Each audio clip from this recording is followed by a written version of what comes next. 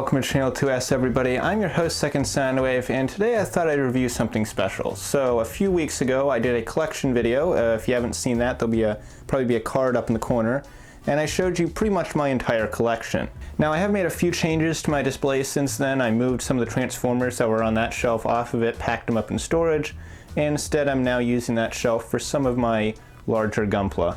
Pretty much just the kits that would take up too much space on my other shelves. I did a little bit of rearranging on this shelf too, but that's not really what we're here for today. So there's a couple other models I've had in my collection for, I think, like 4 years now, that I've shown you a few times before. I know a lot of you were very interested in them when I showed them off in the H2 Magnum unboxing. And looking back on my channel, I realized I've actually never reviewed these two kits. So today we're going to be looking at the real grade N3K-0 Unit A and Unit B.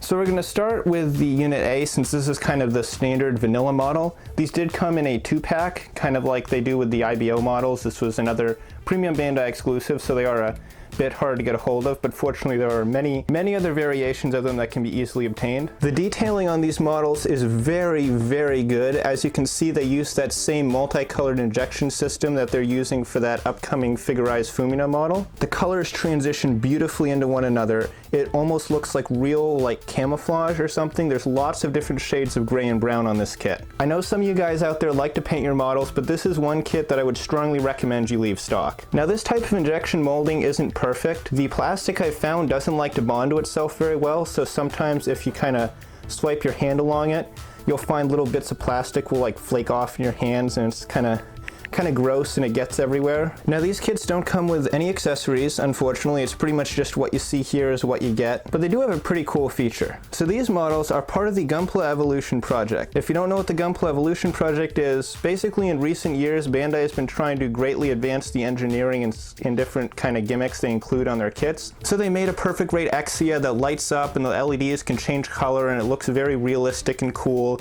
They made a real grade unicorn that transforms without exploding. And then the real grade N3K-0 twin set included, I guess you could call it animatronics. I'm not sure how well it's being picked up on the camera, but you'll notice that the armor panels in this kit are kind of constantly shifting around. Now the manual claims that there are 35,000 unique movements that each one of these kits can execute. Basically it has like a bunch of little micro programs in it, different little movements that it can link together in different ways, so they kind of cheated with that number. I think there's only a couple hundred really unique movements it can actually do. I find the A unit to be a lot less active. It usually just cycles through the same 4 or 5 movements. Kind of disappointed, but fortunately the B unit doesn't have those same issues. And because of this feature, it's kind of hard for me to show off the articulation. I mean, I could show you how the rear stabilizer has like all these different joints in it, and they all move around. It's really cool. You can kind of pose these, but this is kind of one of the disadvantages of the animatronic system in this, is that it doesn't really hold a pose well, because like you try to put it here, and you let go of it, and it just kind of does its own thing. The vent pieces on the head can move forward and back. There's also a ball joint at the hip, a hinge at the knee, and another hinge down here at the foot. There's also a lot of ankle movement on this kit, and if I could kind of just move the head out of the way, I'm going to see if I can show you. This is, I believe, the only model that Bandai's ever made with individual toe articulation, so that's really cool to see. There's another really neat feature built into these kits that I'm going to try to show you. If you're familiar with the Master Grade Full Armor Gundam or the new Gundam Verka, you'll know they have these little anchors on the feet that kind of pop out and let them like clamp down onto space debris. If they're like fighting in space, they can clip onto the side of an asteroid so they don't lose their footing. Well, this kit has something similar to that. It's a little hard to see them. I'm going to come up close, but there's these little spikes that can come out of the tips of the feet. Again, I'm not sure how well these are picking up on the camera, but I can assure you that there's around 4 of them on each foot, and because this is a quadrupedal mobile suit, it is very, very stable no matter how you decide to pose it. Okay, so this is the B unit. You can see that the animatronics on this one are a lot more active. It's going through a few different cycles. Just before I turned the camera on here, it was kind of doing this like cleaning cycle where it would like clean its feet basically over and over again to remove any debris that might be left from previous encounters. You'll notice that as I'm moving my hand around, it's kind of tracking it. There's a camera right here in the front of the head. And while the motion tracking in it isn't perfect, I'd say it's certainly impressive for a consumer grade product. These are kits that are really, really popular. A lot of people love these. Some people just get completely absorbed in them and treat them like they're actual people. I don't go quite that far with them. The animatronics are very realistic in some models, especially this one. But then if you look into the eyes, you can see they're just translucent plastic spheres with no life behind them. Now, I've talked a little bit about the B unit, but I realize now that I haven't actually told you about any of the differences between the two types. So the B unit is a sister, kind of, I guess you could say, like a sister unit to the A, in that they're very similar to one another. They actually use the same inner frame.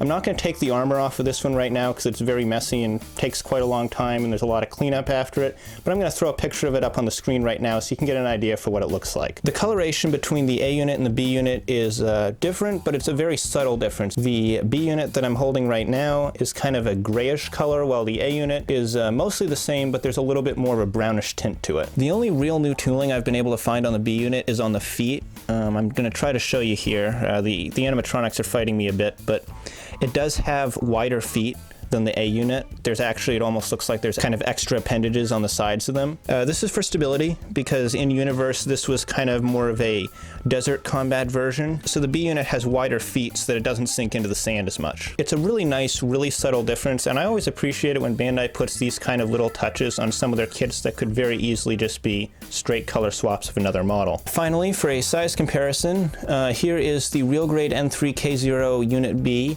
next to the Master Grade Red Frame Kai. You can see this is not necessarily a tall model, although I don't have the legs fully extended on it. But if you look at it from the top, you can see that it's definitely, I would say, maybe at least 3 or 4 times bigger just by mass than a standard 100 kit. The A unit and B unit in the show do sit in this sort of weird middle ground where they're not quite mobile suits, but also not really mobile armors either, so the large size on them kind of makes sense. So finally, before we go, I just want to show you a side-by-side comparison between the A unit and the B unit.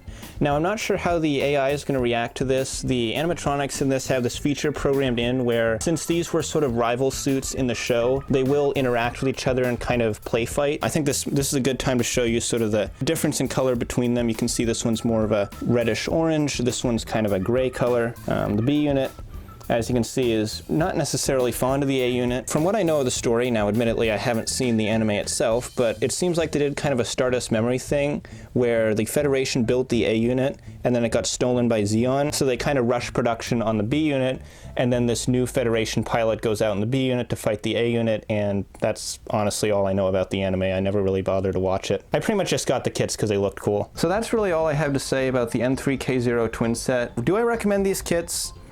I'm going to say yes, although I will mention that these are very limited production models. This set here was actually the only pair of this exact version that I was able to find, but fortunately there's a couple 100 million different color variations of these, and the AI on them is always a little bit different, so you're never going to be able to get exactly what I have here. But if you pick up one of these, or even a pair of them, you'll probably get something pretty similar to what you've seen. But yeah, I hope that helped you decide whether or not you want to get the real grade N3K-0 twin set or a similar N3K-0 model. I'm going to say these get the thumbs up. They're not my favorite kits in my collection, but I'd say they're certainly up there. So thanks for watching this video, guys. If you want to see more Gunpla news and reviews, be sure to hit that subscribe button. Leave a like if you enjoyed this video. And as always, I'm your host, Second Soundwave, and I'll see you next time. Take care, guys.